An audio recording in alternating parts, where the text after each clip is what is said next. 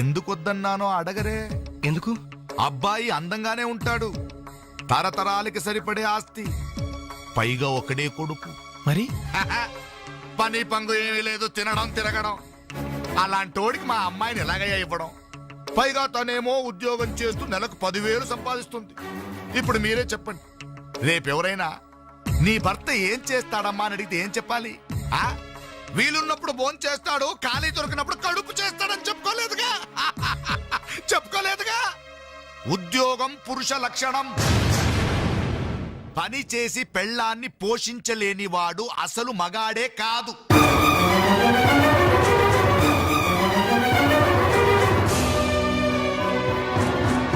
కష్టపడి పని చేసేవాడు పూలైనా సరే మా అమ్మాయిని ఇస్తాను.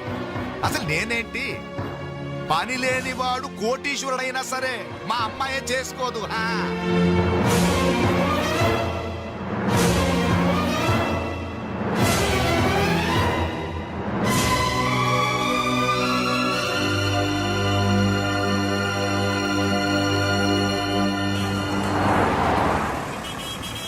ఇక్కడ ప్యూన్ పోస్టులు తప్ప వేరే ఖాళీ లేవయా, వెళ్ళు.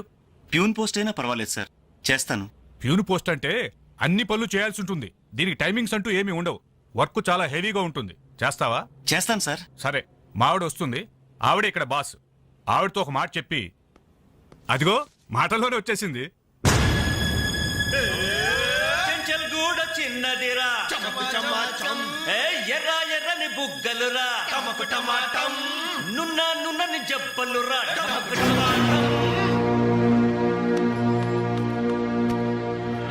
డిగ్రీ పూర్తి ఎన్నాళ్ళైంది? 5 years అయింది సార్. ఎక్స్పీరియన్స్ ఉందా? లేదు సార్. అంటే ఇంత ముందు ఎక్కడ వర్క్ చేయలేదా? చేయలేదు సార్. సో ఈ 5 సంవత్సరాలు లైఫ్ బాగా ఎంజాయ్ చేసావన్నమాట. Exactly sir. మిస్టర్ వాసు, ఓసారి ఇలా రామ్మా. సార్, గోడౌన్స్ లో స్టాక్ అంతా చెక్ చేసావా? చెక్ చేశాను సార్. స్టాక్ అకౌంట్స్ మొత్తం క్లియర్ గా ఉన్నాయి. ఒక కన్సైన్మెంట్ ఇప్పుడే క్లియర్ అయింది. Very good. అన్నట్టు మొన్న నువ్వు రాసింది 5th సెమిస్టర్ కదూ? Final semester sir. పాస్ అవుతావా? డిస్టింక్షన్ ఎక్స్పెక్ట్ చేస్తున్నాను sir. Wish you all the best. Thank you sir. వెళ్ళి పని చూసుకో. Mister Ravi sir. అతను ఎవరో తెలుసా? కంప్యూటర్ ఇంజనీరింగ్ చేస్తున్నాడు. వాళ్ళ ఫాదర్ ఎయిర్పోర్ట్ లో మేనేజర్. ఆయన జీతం ఎంతో తెలుసా? నెలకు 30,000. ఈ రోజు అతను ఇక్కడ పనిచేయాల్సిన అవసరం లేదు, కానీ తన సంపాదనతో చదువుకోవాలని ఇక్కడ పార్ట్ టైం జాబ్ చేస్తున్నాడు. మరి నువ్వు ఒక మామూలు మెకానిక్ కొడుకున్నట్టున్నావు. పైగా 5 సంవత్సరాలు ఖాళీగా ఉన్నావు. 5 రోజులు పాలు పిండకపోతే పాడి గీత కూడా పాలివ్వదు. నాకు కావలసింది వట్టిపోయిన గేదెలు కాదు, నడుము వంచి పనిచేసే మనిషి. You can go.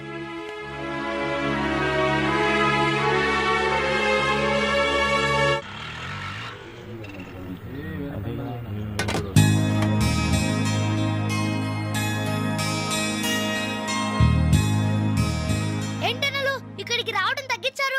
మీరు కూర్చోకపోతే ఈ గోడ రాలేన సమాధి లాగా కలలేకుండా పోయిందన్నలు. సరే సరే సరే, ఏం తింటారో చెప్పండి. ఇడ్లీ, వడ, దోశ, పూరి, చపాతి, మిరపకాయ బజ్జీ, అరటికాయ బజ్జీ, ఉల్లిపాయ బజ్జీ.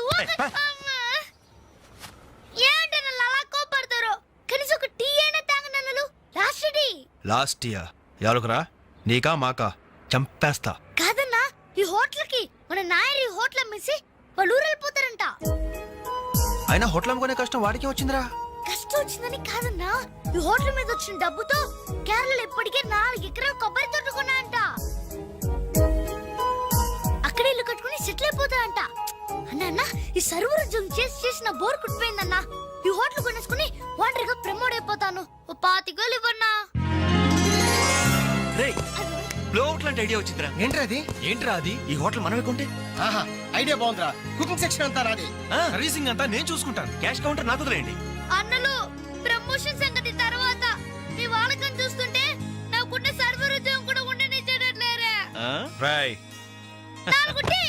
రే, ఎలా ఉంది ఐడియా? ఐడియా బానే ఉంది, కానీ పైసా కాసాయగా. అవును, మీరు సిన్సియర్ గా కష్టపడతామంటే నేను ఎంకరేజ్ చేయలేనా ఏంటి? పైగా మీరు హోటల్ పెడితే మా ఇంట్లో గ్యాస్ ఖర్చు కూడా తగ్గినట్టే. మనకెందుకు ఈ చింత? ఆంధ్ర బ్యాంక్ ఉంది మన చింత. ఏంట్రా మన కోసం తనకి ఎందులో ట్రబుల్? ఇందులో ట్రబుల్ ఏముంది? నేనేం ఫ్రీగా ఇస్తానలేదే. ఫైనాన్స్ చేస్తా. నెలకి 100కి 3 రూపాయలు వడ్డీ. అయితే ఇంకెందుకు లేటు? అర్జెంట్ గా 25,000 ఇచ్చేయండి. రేపే మొదటి దోశతో హోటల్ ప్రారంభం. ఒక దోశ. క్లాస్ పార్టీ వచ్చింది, టేబుల్ క్లీన్ చేయరా. ఓకే రండి సార్ కూర్చోండి. ఏం తింటారు సార్? కాజాలు బజ్జీ, బోనికపూర్ బోండా, ఉషా ఉత్తప్పం, ఉదితనారాయణ ఉప్మా. ఏం కావాలి సార్ మీకు? ఈ హోటల్ కావాలి. కస్టమర్స్ మీరు కూడా కామెడీ చేస్తే మా బిజినెస్ అవుతుంది సార్. క్లోజ్ అవుతుంది సార్. ఇంతకీ ఈ హోటల్ లాయర్ గారు ఎక్కడ? ఆయన మాకు ఈ హోటల్ అమ్మేసి ఎప్పుడో కేరళకి వెళ్ళిపోయాడు సార్. అమ్మడానికి వాడేవాడు, కొనడానికి మీరెవరయ్యా? మర్యాదగా హోటల్ వదిలేసి బయటికి వెళ్ళండి. ఏంటండి ఏం జరిగింది? ఈ హోటల్ పెట్టడానికి నాయర్ మా బ్యాంకులో అప్పు తీసుకున్నాడు. 6 నెలల నుంచి ఇన్స్టాల్మెంట్స్ కూడా కట్టలేదు. ఈ హోటల్ అమ్మేసి వెళ్ళిపోయాడని మాకు ఇన్ఫర్మేషన్ కూడా వచ్చింది.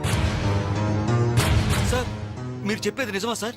ఇంకా అనుమానం అయితే ఆ బోర్డు చూడండి, hypothecated to Andhra bank.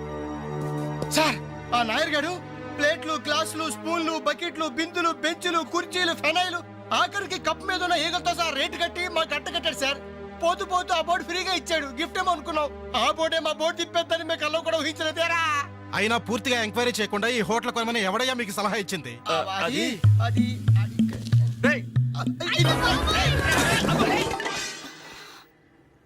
Sir జరిగింది ఏదో జరిగిపోయింది. ఆ లోన్ వీళ్ళ పేరు మీద ట్రాన్స్ఫర్ చేయించండి. ఆ ఇన్స్టాల్మెంట్స్ ఏవో వీళ్ళే కడతారు. వీళ్ళని నమ్మేదెవరు? రేపు వీళ్ళు ఈ హోటల్ ఇంకెవరికో అమ్మేసి వెళ్తే? చాచా వీళ్ళు అలాంటి వాళ్ళు కాదు సార్. డిగ్రీ చదువుకున్నా డిగ్నిటీ చంపుకుని హోటల్ పెట్టారు. వీళ్ళని మీరే ఎంకరేజ్ చేయాలి. చాలేవమ్మా. వీళ్ళని ఎంకరేజ్ చేస్తే మా బ్యాంకునే కాదు ఈ దేశాన్నే దివాలా తీస్తారు. Constables seize the hotel. Hello ఇలాంటి వాళ్ళని ఎంకరేజ్ చేస్తే దేశాన్ని, మీ బ్యాంక్ ని దివాలా తీయిస్తారా? మరి మీరు ఎలాంటి వాళ్ళని ఎంకరేజ్ చేస్తారండి? యూరో లాటరీ తగిలిందని ఇంటర్వ్యూ ఇవ్వగానే మీ బ్యాంక్ వాళ్ళందరూ ఎగబడి కోట్లకు కోట్లు దొబ్బ పెట్టారుగా కోలా కృష్ణమోహన్ కి. అలాంటి వాళ్ళని ఎంకరేజ్ చేస్తారా? మీతో కోలాట ఆడుకుంటారు. స్టాక్ మార్కెట్ ని తలకిందు చేసిన హర్షద్ మేహతా లాంటి వాళ్ళని ఎంకరేజ్ చేస్తారా? వేల కుటుంబాల్ని రోడ్ల మీదకి తెస్తాడు. ఏ మ్యాచ్ ఫిక్సింగ్ లో కోట్ల రూపాయలు చేతులు మార్చేసి అవే చేతుల్ని క్రికెట్ అభిమానులు నెత్తిన పెట్టారే మనది గ్రేట్ క్రికెటర్స్ ఆఫ్ ఇండియా. వాళ్ళని ఎంకరేజ్ చేయండి. దొంగ నోట్ని ప్రింట్ చేసే వాళ్ళని ఎంకరేజ్ చేయండి. శ్మశానాన్ని కబ్జా చేసే వాళ్ళని ఎంకరేజ్ చేయండి. ఇంకా ఉన్నారుగా పొగ్గు స్కాములు, గడ్డి స్కాములు, యూరియా స్కాములు, టెలిఫోన్ స్కాములు, ఆ స్కామ్ ఈ స్కామ్ వాళ్ళందరినీ ఎంకరేజ్ చేసి దేశాన్ని మొత్తం నాశనం చేయండి. అయ్యా వీళ్ళందరూ యూత్స్ అయ్యా, యంగ్స్టర్స్, ఏదో చెయ్యాలని ఆశతో ఉన్నవాళ్ళు.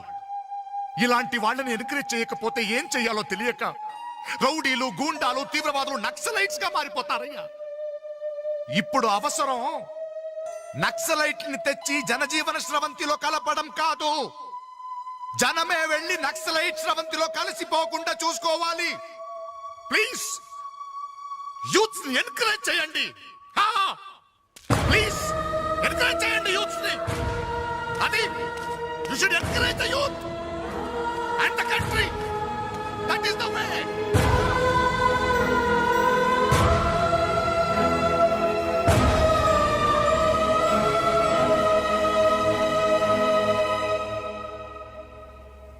ఏంటన్నా ఇది? ఎన్నాళ్ళెల్లా కష్టపడుతూ నీ హెల్త్ పాటు చేసుకుంటావు? నేనేదో ఉద్యోగం చేస్తూ సంపాదిస్తున్నాను కదా. అమ్మా నువ్వు నా దగ్గరకు వచ్చి ఉండటానికి ఏంటి అభ్యంతరం? అదేమైనా అంటే చిన్నవాడు బాగుండాలి, చిన్నవాడు సెటిల్ కావాలని నా నోరు ముపిస్తారు. కనీసం వాడికి మీ మీద ఏమైనా సానుభూతి ఉందా? రేపు మీరు చస్తే మీ పక్క కింద చిల్లర కోసం వెతుకుతాడే గాని అయ్యో పాపం కన్నవాళ్ళు పోయారన్న కనికరం కూడా ఉండదు వాడికి.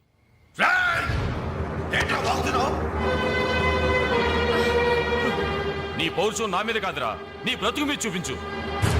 అమ్మా బాబు రోజు 10 రూపాయలు జేబులో పెట్టి పంపితే గాని మనిషిలా బ్రతకలేవు. నువ్వు నా మీద తిరగబడతావా? వాళ్ళని నువ్వు పోషించక్కర్లేదురా, నిన్ను నువ్వు పోషించుకో చాలు. అప్పుడు నీ చేత్తో కాదు చెప్పుతో కొట్టు పడతాను.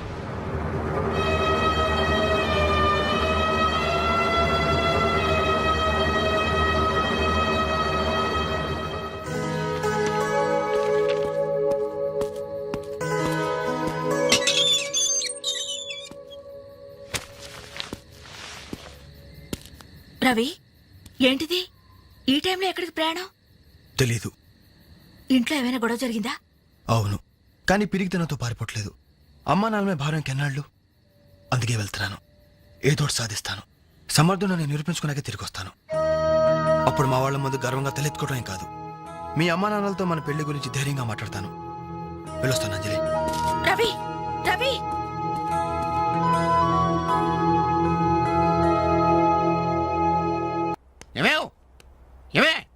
ఎక్కడున్నావు?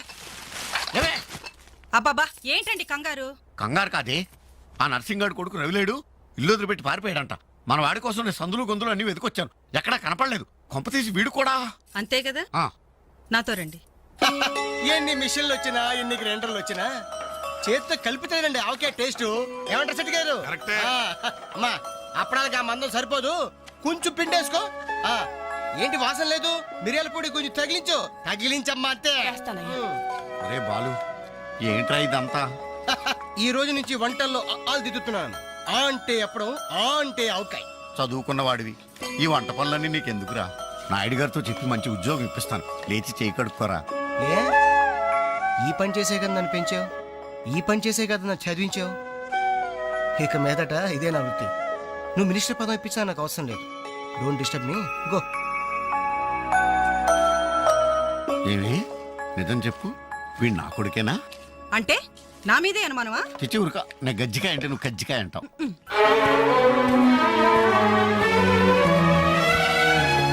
అంజలి, Anjali, hi Venkat. Thank you so much Anjali, thank you so much. ఏంటి ఏమైంది?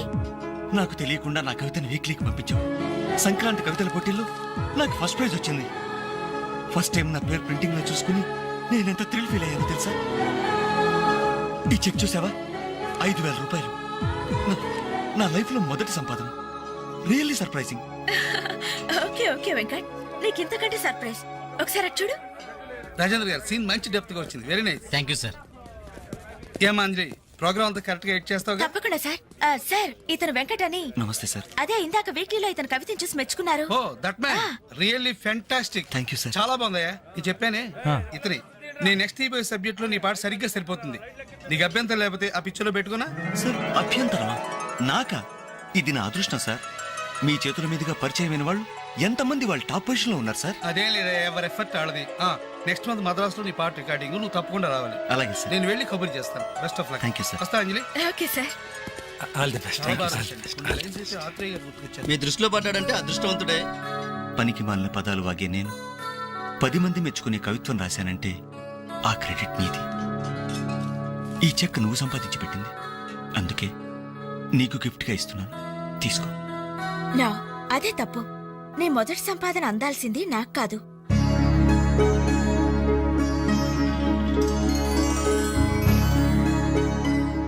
అన్నయ్య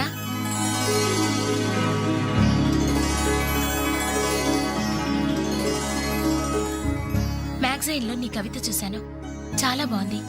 కంగ్రాట్స్.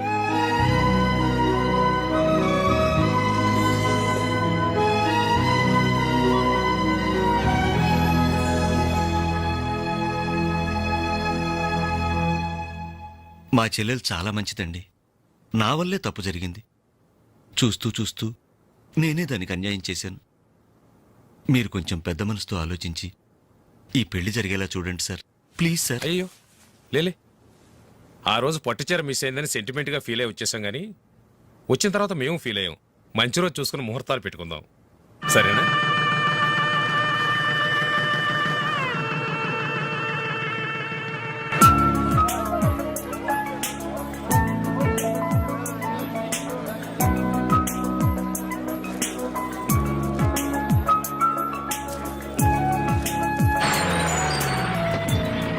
దిగండి దిగండి వాయిస్ తొందరగా. బండిలో ఉన్న మొత్తం తీసుకెళ్ళి లోపల జాగ్రత్త పెట్టండి. ఒక్కడు కూడా కింద పడడానికి వీల్లేదు. క్యారెక్టర్ జిందగీ మే జల్దీ ఫాస్ట్ అయినా. హాయ్ బాలు, ఈ పెళ్లికి నువ్వే క్యాటరింగ్ చేస్తున్నావా? ఇది ఒకటే కాదు, ఈ సిటీలో ఎక్కడైనా సరే ఒక షష్టి పూర్తి, ఒక మ్యారేజ్ డే, ఒక బర్త్డే, ఒక డెత్ డే, ఒక డెలివరీ డే, అన్నిటికీ మనమే కంగ్రాచులేషన్స్. Thank you. నీ ఆర్ట్కి తగ్గ బిజినెస్. ఈ ఫంక్షన్ కి చాలా తక్కువ ఖర్చుతో భోజనాలు అరేంజ్ చేశారు అంజలి. దాని తప్పే ఉందిరా. A friend need is a friend died. Died కదరా, డీడ్. ఇది కరెక్ట్. పదరా భోజనం ఏర్పాటు చేయాలి. ఓకే అంజలి. ఓకే. యాక్చువల్గా ఈ యూనిట్ కి నీ పేరే పెడదాం అనుకున్నాను. మా ఎవరికి డౌట్ వస్తుందేమోనని జస్ట్ మై ఫ్రెండ్ క్యాటరింగ్ అని ఇండైరెక్ట్ గా టచ్ ఇచ్చా. ఎలా ఉంది? చాలా బాగుంది. Thank you. మరి భోజనాలు ఎలా ఉన్నాయో? ఇది భోజనం, అమృతం, అద్భుతం. ఈ వంటలు చేసిన వాడు ఎవడో గానీ వాడిని ఘనంగా సన్మానించాలయ్యా. ఈ వంటలు నేనే. ఒంగోలు చెప్పండి అందరికి. All the best.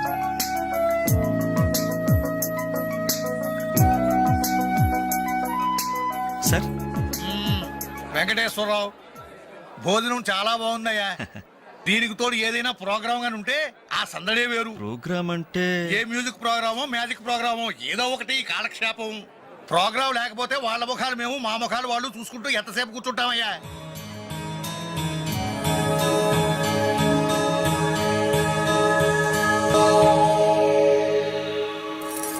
పెళ్లికొచ్చిన పెద్దలందరికీ నమస్కారం. అతిథుల సంతోషం కోసం ఇప్పుడు ఎంటర్టైన్మెంట్ ప్రోగ్రాం అరేంజ్ చేశాం. ఔత్సాహిక కళాకారుడు, మిమిక్రీతో మిరకల్స్ చేసే యంగ్ టాలెంట్ శ్రీ వేణు గారిని డయాస్ మీదకి రమ్మని మీ అందరి తరపున కోరుతున్నాను. వేణుగారు, మీకోసం అందరూ ఎదురు చూస్తున్నారు, త్వరగా రావాలి. రే అంజలి నిన్నే పిలుస్తోందిరా, వెళ్ళరా. ఎవరు నేనా? నాకెందుకురా బాబు ఈ టెన్షన్? ఓరి నీ నోట్లో నా ఆకే ముద్ద, నీ మిమిక్రీ గోడ మీద నుంచి స్టేజ్ మీద మారిందిరా. వెళ్ళి అదరగొట్టు.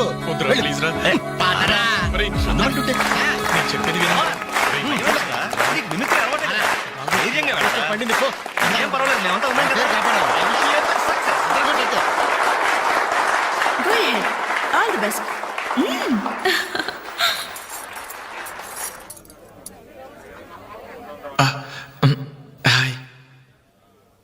రేయ్ కానీ ఎలా మాట్లాడరా? మొదలు పెట్టు.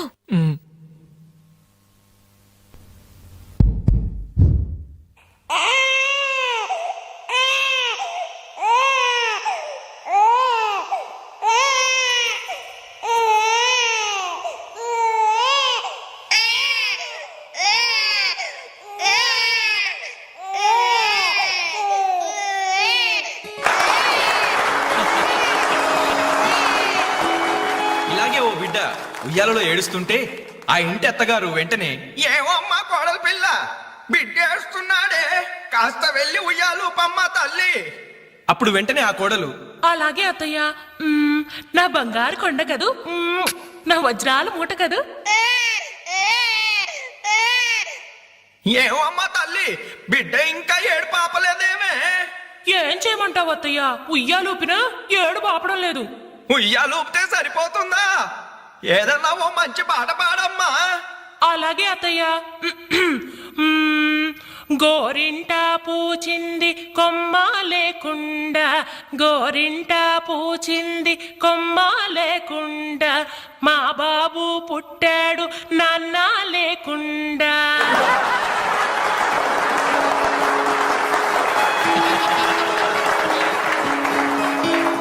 ఇప్పుడు కష్టపడి బాధ్యతగా ఇంటిని నడిపే ఓ తండ్రి అసమర్థుడిగా గాలికి తిరిగే తన కొడుకుని కుక్కనడ్డం పెట్టుకుని ఎలా తిడతాడో చూద్దామా? అదే తండ్రి పాత్ర నటప్రపూర్ణ శ్రీ మోహన్ బాబు గారైతే, కుక్క గల్లీలో పుట్టి గల్లీలో పెరిగి గల్లీలో తిరిగి ఉరతిండి తినే ఉరకుక్కవే నువ్వు. అరుస్తే చరుస్తా చరుస్తే కరుస్తా కరుస్తే నరికేస్తా.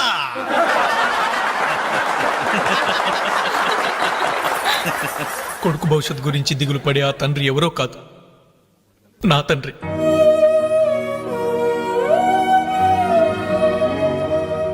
బాధ్యత లేకుండా బలాదురుగా తిరిగే ఆ కొడుకుని నేనే.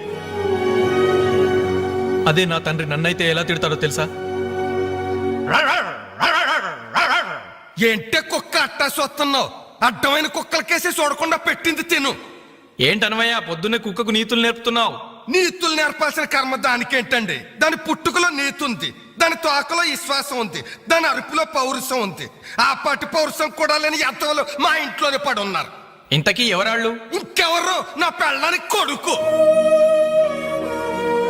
జాలి గుండెలేని కొడుకు కన్న కుక్క మేలురా, కుక్క మేలురా, కుక్క మేలురా, కుక్క మేలురా, కుక్క మేలురా.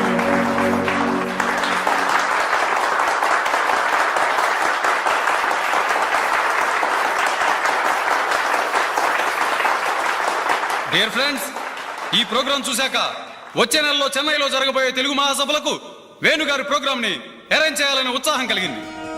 అందుకనే శుభకార్యం జరిగిన ఈ శుభ సందర్భంలోనే వేణుగారి అనుమతి కోరుకుంటూ అడ్వాన్స్ గా ఈ చెక్కును మీ అందరి సమక్షంలో వారికి బహుకరిస్తున్నాను. సార్ తీసుకోండి.